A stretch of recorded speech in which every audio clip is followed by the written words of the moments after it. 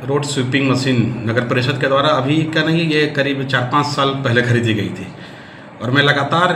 इस चीज़ पे सरकार का ध्यान आकृष्ट कराने का प्रयास करता हूँ और आपके माध्यम से भी मैं सरकार को, विभाग को ये ध्यान आकृष्ट करवाना चाहता हूँ कि विकास के कार्यों में स्थानीय की जो भौगोलिक रचना है और स्थानीय वातावरण जैसा है उस चीज़ों का ध्यान रखना बहुत ज़रूरी होता है। ये नहीं होता है कि एक मॉडल कहीं से कोई निर्देश आया और उस निर्देश का अनुपालन करने के लिए हम जो जनता की गाढ़ी कमाई का पैसा जो टैक्स के रूप में सरकार को दिया जाता है उस पैसे की हम बर्बादी कर दें। जैसे कि आप जो जीता जागता उदाहरण यहाँ पर देख रहे हैं, करोड़ों रुपए का जो गाड़ी है स्वीपिंग मशीन, वो कहीं भी सिमडेगा नगर परिषद के लिए उपयुक्त नहीं है, क्योंकि सिमडेगा नगर परिषद के अंदर आने वाली जो गलियाँ हैं, मोहल्ले की जो सड़कें हैं या मुख्य सड़क भी है, वो कहीं से भी इस मशीन के लिए उपयुक्त नहीं है। तो मैं चाहूँगा आपके माध्यम से कि ये जो करोड़ों रुपए की मशीन है, क्योंकि ये शहर के लिए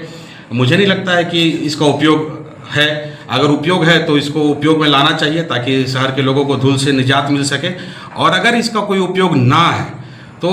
किसी दूसरा यूएलबी को या किसी दूसरे नगर परिषद, नगर निगम जहां इसकी उपयोगिता हो सकती है उसको इससे बेचते हुए वो जो बेचने के बाद जो पैसा, जो राजस्व हमें प्राप्त होगा, उस राजस्व से हम जो है कुछ यहाँ पर लेबर रख लें, क्योंकि ये आदिवासी बहुल क्षेत्र है और आदिवासी बहुल क्षेत्र में अगर हम मान लीजिए सफाई के माध्यम से ही रोज़गार सृजन करते हैं तो यहाँ के आदिवासी भाई बहनों के लिए या अन्य जो भी बेरोजगार लोग हैं उसके लिए हम किसी भी माध्यम से, सफाई के अलावा सफाई में ऐसा नहीं होता है कि सिर्फ झाड़ू करना है, सफाई के लिए सुपरवाइज़र की भी ज़रूरत होती है, सफाई के लिए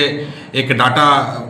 तैयार करने के लिए भी लोगों की आवश्यकता होती है। तो इस तमाम चीज़ों को हम जोड़ते हुए एक रोज़गार सृजन करते हुए लोगों को रोज़गार देने की व्यवस्था कर सकते हैं। इसलिए पुनः आपके माध्यम से ये अपील है कि सरकारी राशि का सदुपयोग होना चाहिए, इसका दुरुपयोग ना हो।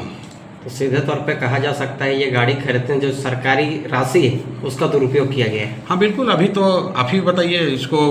मेरे बोलने की ज़रूरत नहीं है, ये तो खुद देखने की चीज़ है कि करोड़ों रुपए का जो गाड़ी आया हुआ है पिछले 4-5 वर्षों से यहीं पर खड़ा है और मेरे जो जहन से या मेरी याददाश्त शक्ति पे मैं जो जोर डाल रहा हूँ उससे मुझे नहीं लगता है कि कभी सड़क में 1-2 दिन के अलावा मैंने इस सड़क पर घूमते हुए देखा है। और आप मीडिया के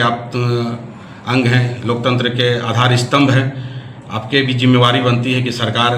के संज्ञान में इन सब बातों को लाए और जो सरकार का जो मेन फोकस है कि जनता के लिए, जनता का और जनता के द्वारा शासन हो, इसे सही तरीके से हम अंगीभूत कर पाए।